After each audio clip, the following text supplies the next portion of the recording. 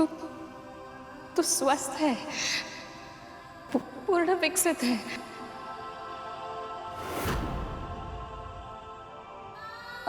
अपने सामान्य रूप में आ पुत्र।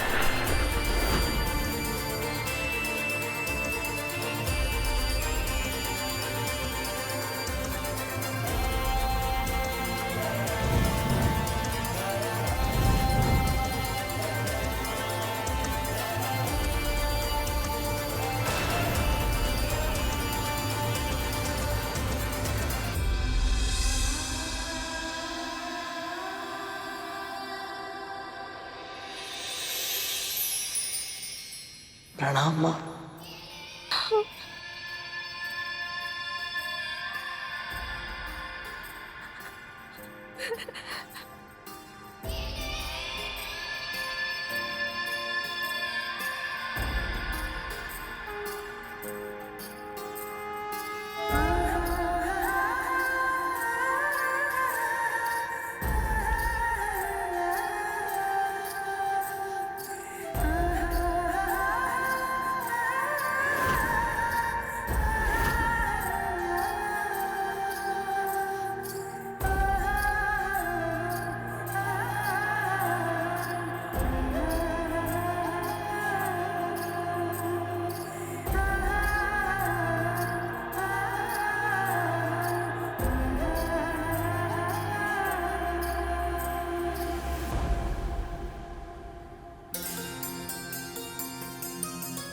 तेरा स्थान मेरे चरणों में नहीं, मेरे हृदय में है पुत्र।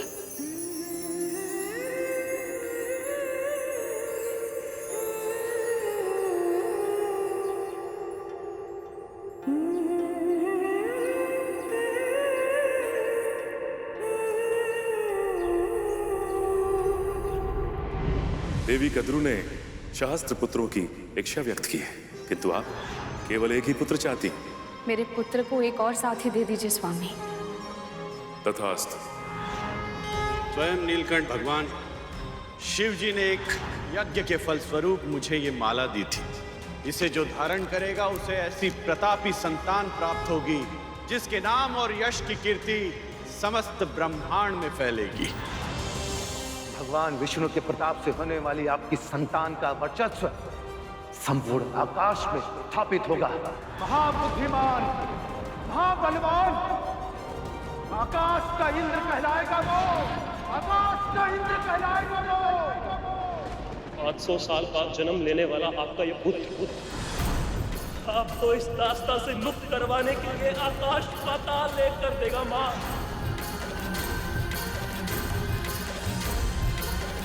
अपनी माँ के धैर्य की और कितनी परीक्षा लोगे तुम? क्या मेरी ममता तुम तक पहुंच नहीं रही? क्यों मेरी पुकार को अनसुना कर रहे हो? ऐसी कौन सी समाधि में लुप्त है प्रभु जो अपनी भक्त की पुकार आप तक पहुंच ही नहीं पा रही है? ना आपको इस माँ की पीड़ा दिखाई दे रही है, ना ही मेरी इन संतानों को।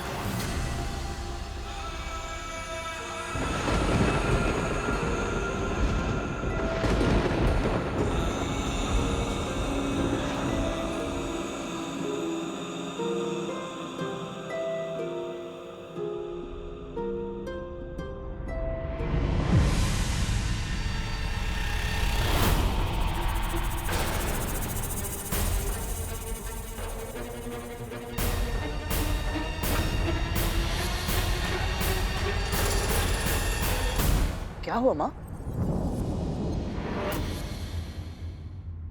और ये सब कौन है? ये नाग हैं तेरे भाई, और ये हैं तेरी बड़ी माँ और इन नाग भाइयों की माँ कद्रू।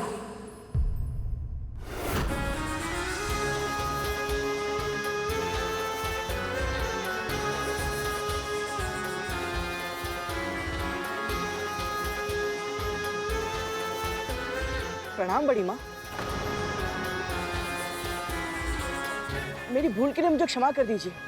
वो मैं आपको और अपने भाइयों को पहचान नहीं पाया।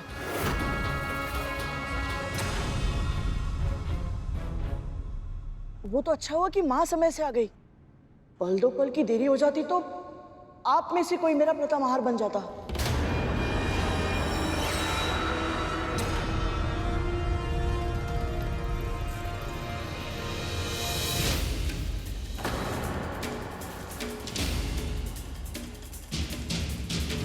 मुझे पूरा विश्वास है कि तुम्हारी माँ ऐसी भूल फिर कभी नहीं होने देगी,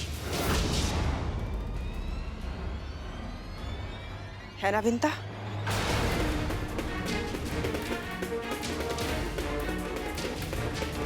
जी।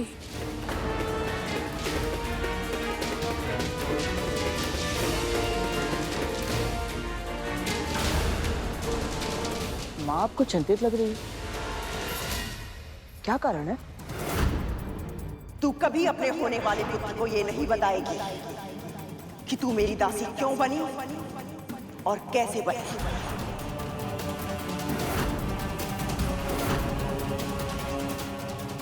कुछ भी तो नहीं पुत्र।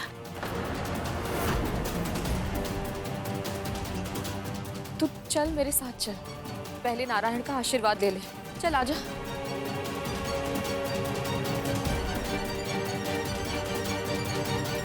आपकी दूरदृष्टि की जितनी प्रशंसा की जाए उतनी कम है माँ। यदि इसके जन्म से पहले आप छोटी माँ को अपनी दास्ता के बंधन में ना बांध लेती तो आज ना जाने क्या हो जाता।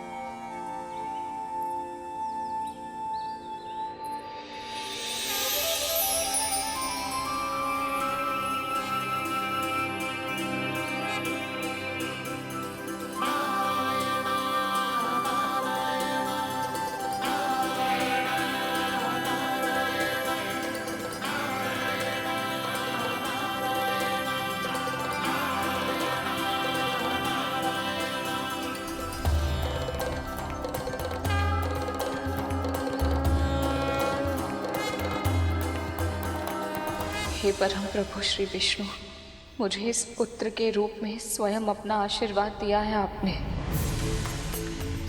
हर माँ की तरह मैंने भी अपने पुत्रों के लिए स्वप्न देखे थे, आशाएं संजोई थी, पर पहले पुत्र के जन्म लेते ही मुझसे दूर हो जाने के कारण मेरी आशाएं बिखर गई थी। वो सारे स्वप्न टूट गए थे और अब 1,000 वर्षों की लंबी प्रतीक्षा के बाद मुझे ये पुत्र मिला है, तो मैं माँ बनने से पहले ही दासी बन चुकी हूँ।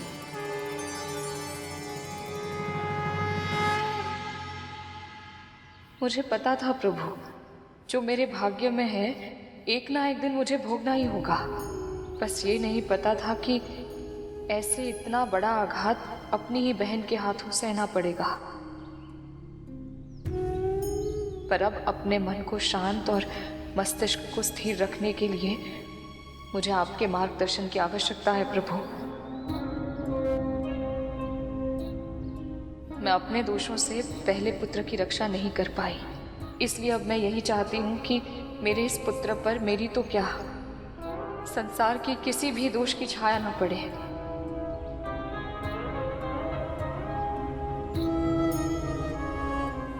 दासी पुत्र होने के बाद भी आदर्श बने, महान बने, मेरी ये प्रार्थना स्वीकार कीजिए प्रभु। इसे अपना आशीर्वाद दीजिए।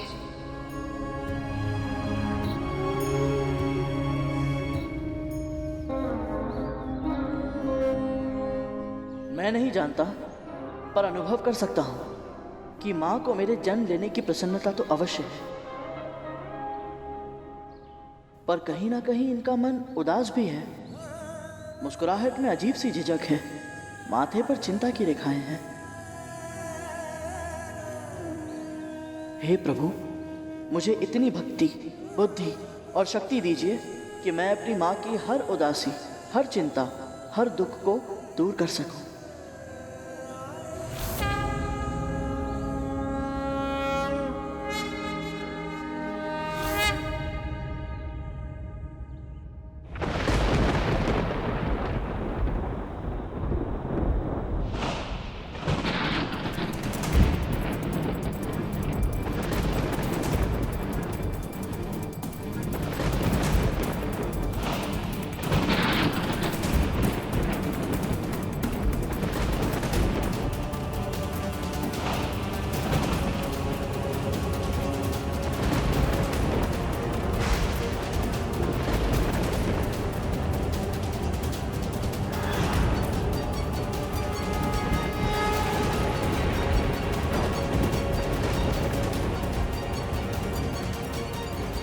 पुत्री विंता, शिव शंकर की पारिजात माला और महाविष्णु के परम भक्त बालखिल ऋषियों से आशीर्वाद प्राप्त करने वाला तेरा ये पुत्र पराक्रमी भी होगा और परोपकारी भी।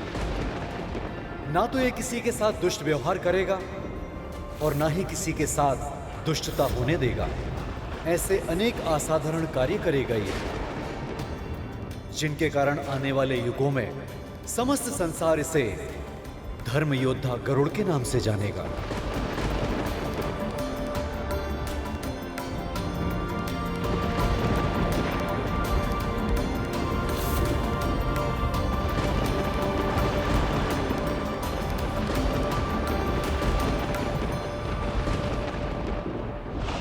गरुड़,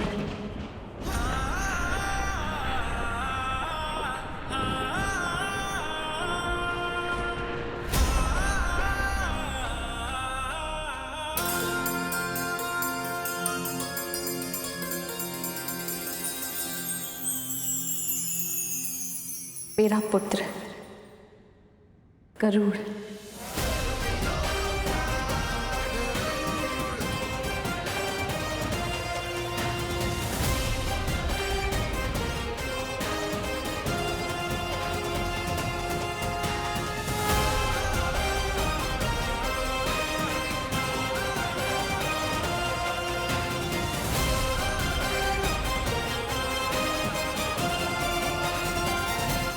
आयुष्मान भव, यशस्वी भव।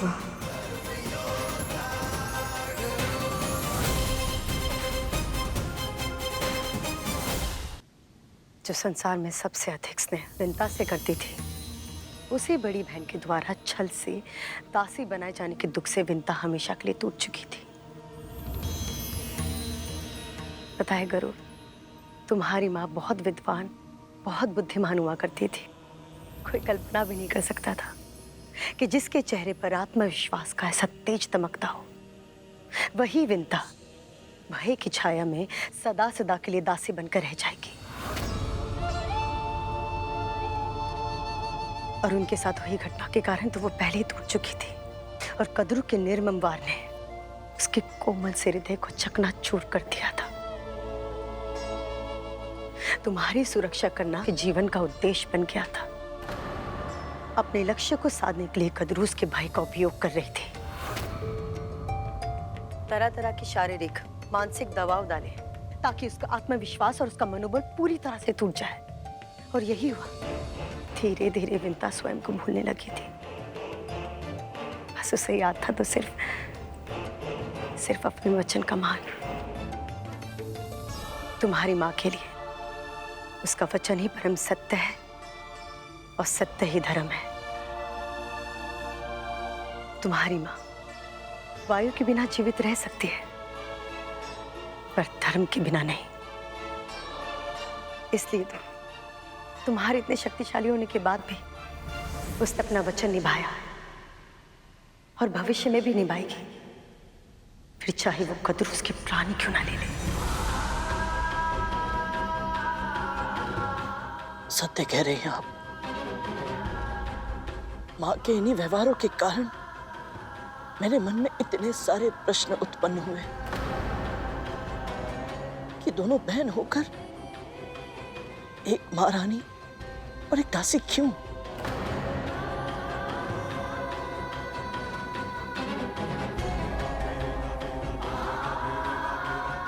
मेरे प्रश्नों के उत्तर देने के लिए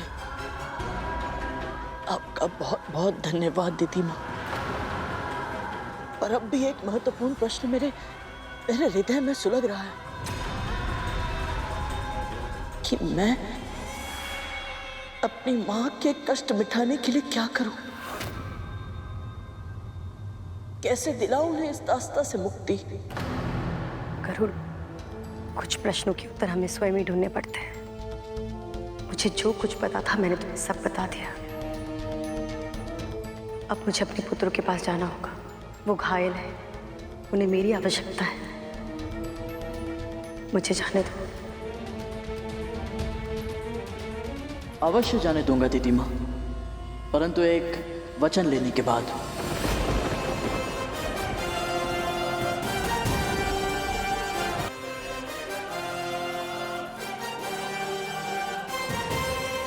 वचन दीजिए दीदी माँ कि मेरी अनुपस्थिति में आपका कोई भी पुत्र, असुर सेना का कोई भी योद्धा, कोई भी सैनिक अदिति माँ की तपस्या भंग करने का प्रयास नहीं करेगा। सब व्यर्थ हो गया। इस गरुड़ के कारण ना तो मैं अपनी समस्या का अंत कर पाई और ना ही कद्रों की। मैं तुम्हें वचन देती हूँ।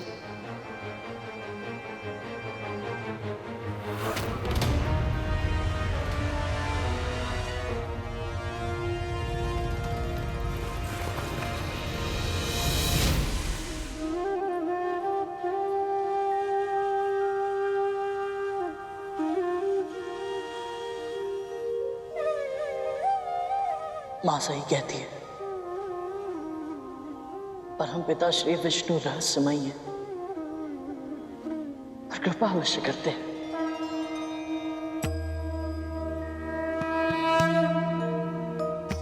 यहाँ आकर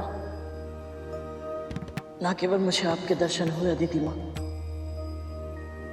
और अपने दानव भाइयों और अदिति माँ से भी भेंट हो गई। माँ पाताल भैरवी का आशीर्वाद मिला और आपकी तपस्या भंग हुए बिना ही मुझे अपने प्रश्नों के उत्तर मिल गए कि मेरी माँ दासी क्यों और कैसे बनी। और मुझे पूरा विश्वास है कि उनकी दास्ता को समाप्त करने का उपाय भी मुझे अवश्य मिलेगा। अदिति माँ, मेरी इच्छा तो यही है कि मैं आपके सानिध्य में और रुकूं और आपकी तपस्या के दिव्य प्रकाश का लाभ प्राप्त करता रहूं। और अब मुझे जाना होगा। मेरी मां और नियति मेरी प्रतीक्षा कर रही है।